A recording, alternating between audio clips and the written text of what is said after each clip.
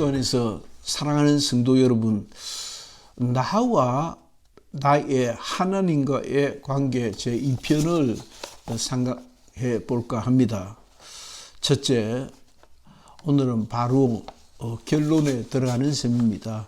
시므온의 소천을 경험한 시므온 이후 사람으로, 포스트 시므온 사람으로 그의 영감과 박학다식, 종횡무진한 성경 지식과 영감이 떠올라 눈물이 먼저 납니다. 어쩌다 보니 더 역사하지 못하고 베레아가 이 지경으로 종국을 맞이해야 하는가 싶은 생각이 앞서서 화가 치밀어 오르기도 합니다. 제자들의 분투가 요망되는 영역이나 실제 그나마도 기대할 수 없이 쪼그라드는 형편이라서 이를 어찌할꼬 하는 심정입니다. 서울성락교회의 방향이 중요한 포인트이나 온전히 넘겨둘 일인가를 물어봅니다. 서울성락교회를 지지할 방안을 찾는 것과 베레아 운동의 활성화가 병행되어야 나란히 가야 정상이라고 하는 생각을 깊이 하고 있습니다. 다시 말하면 서울성락교회와 잔류하고 있는 베레아 사람들을 새로 모을 수 있는 길을 찾아야 하지 않을까 합니다. 두 번째, 목자와 양의 관계를 상고함에 있어서 시므온을 얘기할 때 더 많은 것을 시므온께서 목자와 양의 관계에 관한 말씀들을 제법 많이 하셨는데 그 제법 많이 하신 말씀들에 덧붙여서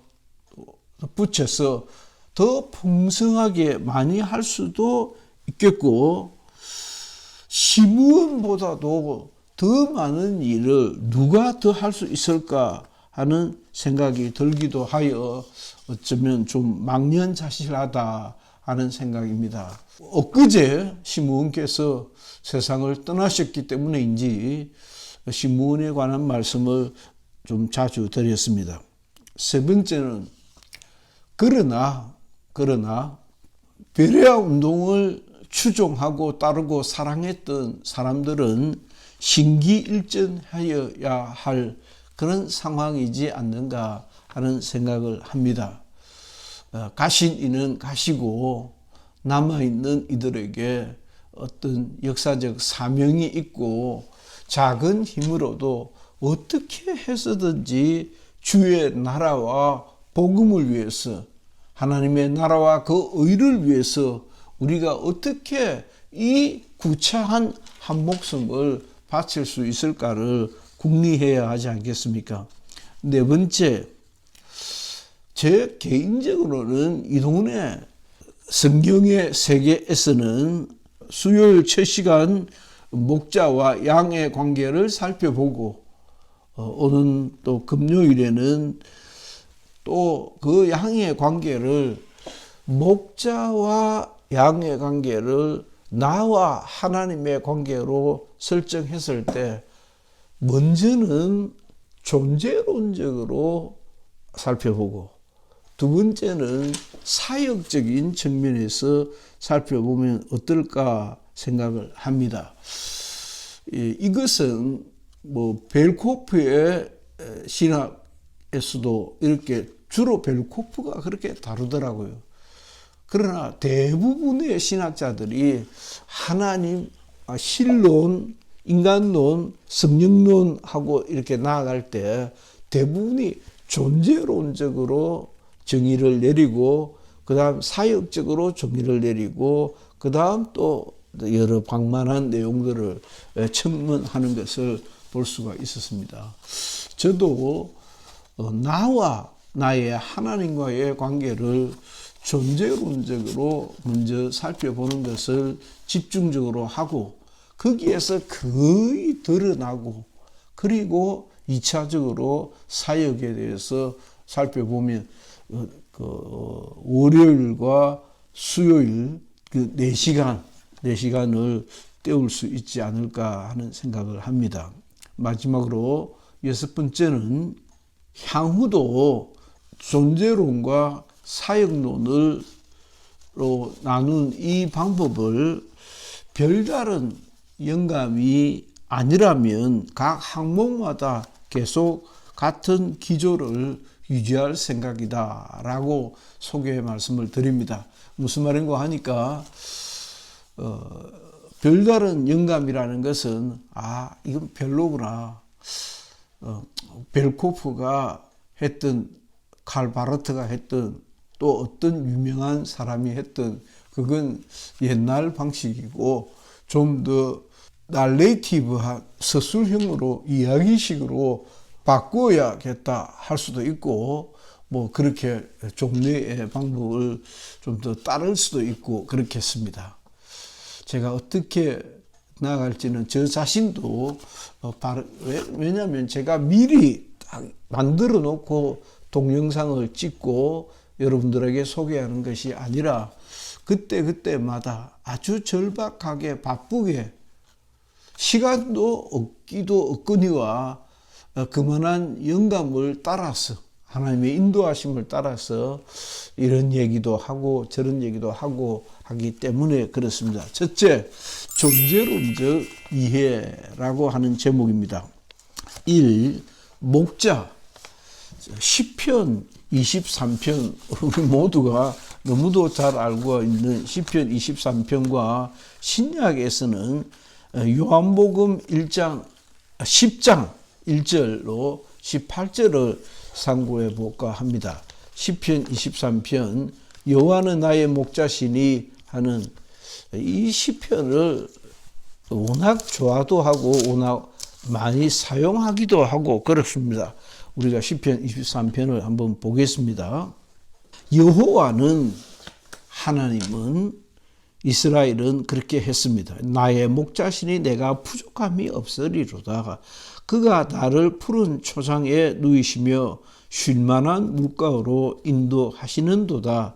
내 영혼을 소생시키시고 자기 이름을 위하여 의의 길로 인도시키시고 내가 사망의 음침한 골짜기로 다닐지라도 해를 두려워하지 않을 것은 주께서 나와 함께 하심이라. 주의 지팡이와 막대기가 나를 안위하시나이다.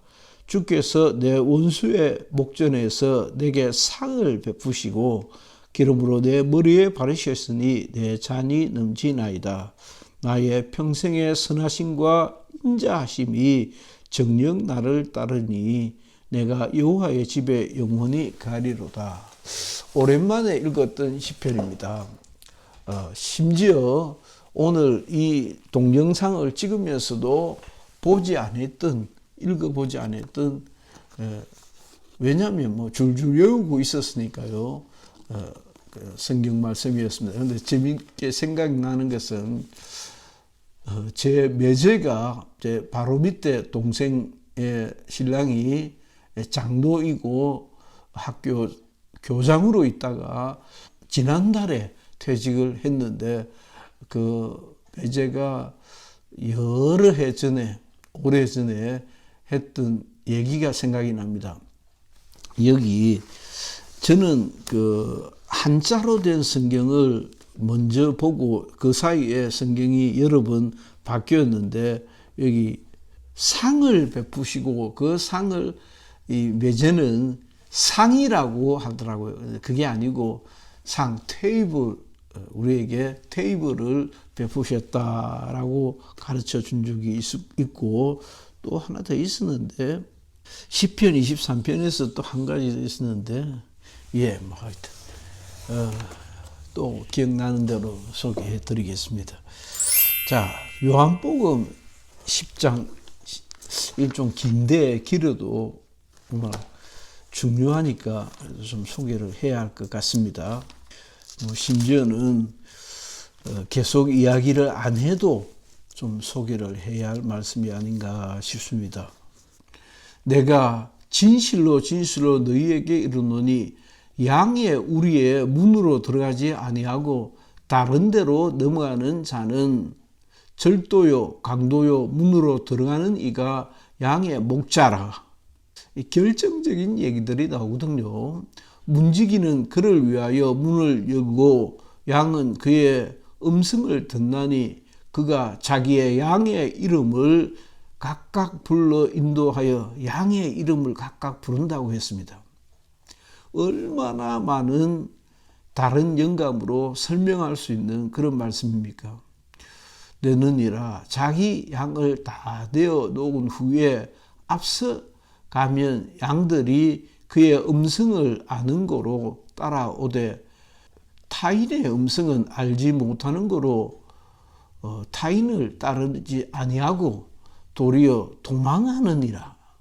엉터리는 교인이 안 모이는 거죠. 예수께서 이 비유로 저희에게 말씀하셨으나 저희는 그 하신 말씀이 무엇인지 알지 못하니라. 그러므로 예수께서 다시 이르시되 내가 진실로 진실로 너희에게 말하노니 나는 양의 문이라. 나보다 먼저 온 자는 다 절도요 강도니 양들이 듣지 아니하였느니라. 내가 문이니 누구든지 나로 말미암아 들어가면 구원을 얻고 또는 들어가며 나오며 꼴을 얻으리라.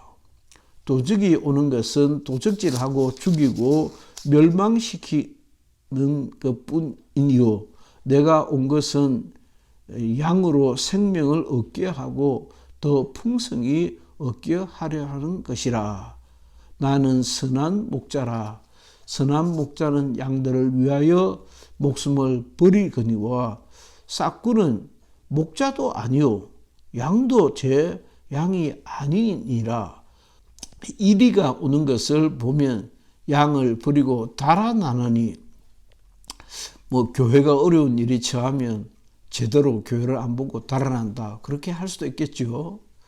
이리가 양을 해치고 또 돌아보지 아니한다 라고 했습니다. 자, 여기까지 읽고 나는 선한 목자라. 내가 이 양을 알고 양도 나를 아는 것이 내 아버지께서 나는 양을 위하여 목숨을 버리겠노라. 또 이 우리에 들지 아니한 다른 양들이 내게 있어 내가 인도하여야 할 터이니 너희도 내 음성을 듣고 한 무리가 되어 한 목자에게 있으리라. 자, 성경대로 그대로 소개해도 괜찮을까 하는 생각이 먼저 듭니다. 첫째, 존재론적으로 목자는 인도자이다 하는 것입니다. 그러나 실제로는 꼭 그렇지 않을 수도 있다는 것이 문제입니다.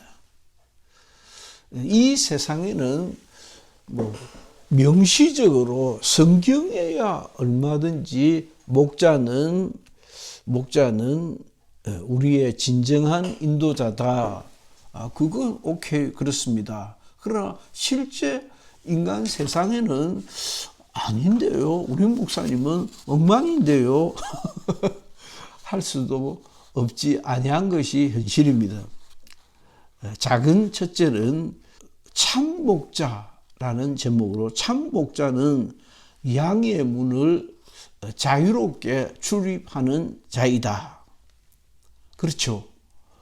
그 목자가 우리를 드나들면서 우리를 돌봐야 하니까 참목자는 양의 우리를 자유롭게 출입하는데 또 작은 1번을 살펴보면 이것이 목자의 아이덴티티, 목자의 정당성입니다.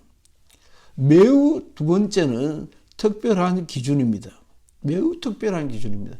좀 뒤에 나타나지만은 목자가 횡포자요 강도가 도적이 아니라 희생하는 어린 양 대신 예수 그리스도일 수 있다는 것이 강하게 거기에 암시되어져 있습니다.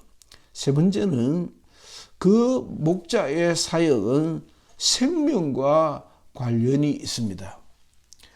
목자가 양을 위하여 수고하는 그 모든 것이 영원한 생명과 연결이 되어져 나옵니다. 그 뒤에서 다 나오고 있습니다.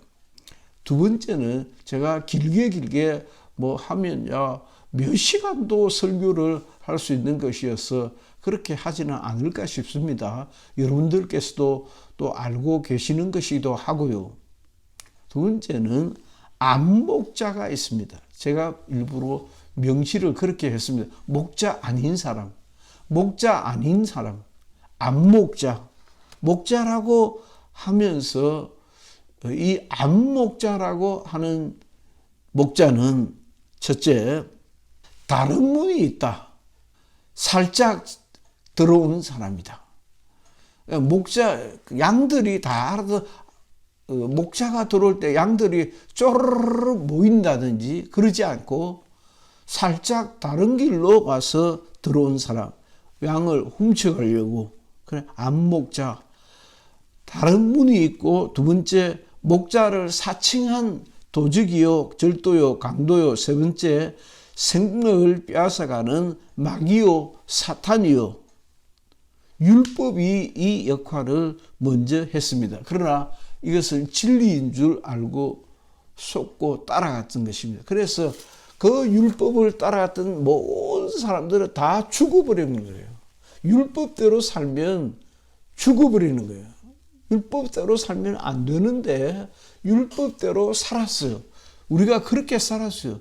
처음 예수를 믿을 때부터 늘상 그렇게 살았습니다. 율법이 우리를 살려주는 것이 아니라 율법이 우리를 절망의 구름텅이로 몰고 갔던 것이 구약 성경 전체의 결론입니다. 세 번째는 비목자. 제가 명명을 한 것이라고 말씀드렸습니다. 참목자가 있고, 참목자는 목자지요. 두 번째, 안목자가 있고, 저놈은 목자 아니야. 도둑놈이야. 세 번째는 비목자라고 하니까 목자인 척 하지만은 첫째, 목자를 가정한 목자가 수를 셀 수 없도록 많이 있다라고 하는 것입니다. 또 그와 같은 목자들이, 엉터리 목자들이 많이 나타날 것이다 라고도 했습니다. 많이 나타날 거다. 엉터리 목자들이 많이 나타날 거다. 조심해야 된다라고 생각해 볼 수 있습니다. 처음에는 참 목자인 줄 알고 쪼르르 따랐는데 따르다 보니까 이거 이상한데 라고 느끼는 비목자입니다. 가르침과 행세를 보고 우리가 알게 되더라고 하는 것입니다. 그래서 결론적으로 속아 방황하게 되는 그런 엉터리 비목자를 말씀드릴 수 있겠습니다. 마지막으로는 몸목자입니다. 그러니까 안목자, 비목자, 몸목자. 목사가 되려고 했으나 좋은 행세를 보이고 싶으나 지식과 능력과 행실이 리더로서 적절하지 않는 그런 목자입니다. 그래서 절대적 목자로서의 그 행실을 하기에는 미치지 못하는 그야말로 몸목자, 못난 목자, 부족한 목자. 참 제가 부족합니다 라고 할 때는 참 좋은 말이기도 한데, 그러나 실제적으로는 양들의 생명을 담보하지 못하는 목자이다 라고 하는 뜻입니다. 참 목자가 아닌 주가 보내주시지도 않았고 교회가 받아들이지도 못하는 목자가 있어서 목자의 모호성을 높이고 영혼이 상하고 도적을 맞기도 하는 것이 사실인 것이 인간 세상의 현실입니다.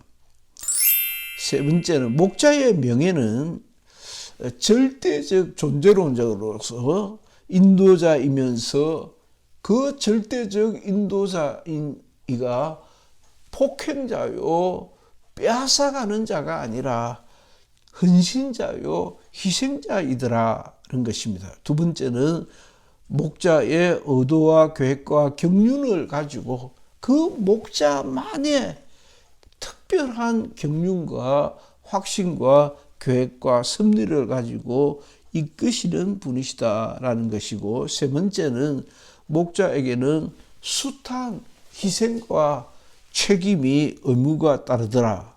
네 번째로는 하나님이 목자 되라 하심을 하나님께서 너 목자로 살아라고 하심을 묵상하는 시간을 잠깐 가져봐야 되기도 합니다. 목자에게는 하나님께서 선제론적인, 그러니까 이거를 부르심이라 그럽니다. 부르심, 콜링, 하나님이 목자로 부르셨다는 것입니다. 계획과 경륜이 있다라는 말씀도 드립니다. 큰 네 번째는 목자는 능력과 은혜로 양을 이끕니다. 목자는 양들의 음성을 알고 부르시고 보살피시고 이끄시고 소홀함에 부족함이 없도록 그가 책임을 지기도 합니다. 그게 목자라는 자의 존재론적 증명이다라는 것입니다. 자, 양에 대하여 살펴보면 양은 세 가지 명제가 있습니다. 한없이 연약한 자다. 목자를 두 번째 따름으로 생명을 유지하는 자다. 두 번째, 목자의 이끌림을 받아야 살아갈 수 있다. 목자의 이끌림을 받아야 살아갈 수 있는 자다. 이것이 세 가지입니다. 양은 어떤 자냐? 어떤 존재냐? 양은 어떤 존재냐? 한없이 연약하고 연약함으로 인해서 평생 이끌림을 받아야 되고, 세 번째, 양을 따름으로 생명을 유지할 수 있는 정말 연약한 존재다 인 것입니다. 그러니까 연약하기도 연약하지만은 양을 따르는 것은 생명과 직결된 그런 문제이다라는 것이 중요합니다. 자, 두 번째, 양의 현재적 실제를 가리킵니다. 푸른 풀밭을 필요로 하는 자, 먹고 살아야 하는 자고, 쉴만한 물가로 인도하는 자, 물을 마셔야 하는 자고, 사망의 음침한 골짜기를 악마의 사단의 회방을 받는 자고, 목자의 인도와 보호를 받아야 할 자이고, 네 번째, 양은 한마디로 처음부터 끝까지 아쉬운 것으로 가득 찬 존재이다 라고 하는 말씀을 드렸습니다. 오늘 첫 시간에 시므온의 그 소천과 관련해서도 시간을 좀 드렸고, 첫 시간은 좀 장황하게 시간이 지났던 것 같습니다. 애청해 주셔서 감사합니다. 이동훈 목사의 성경의 세계 시간 중 목자와 양의 관계에 관한 존재론적인 그 근거를 먼저 살펴보았습니다. 감사합니다.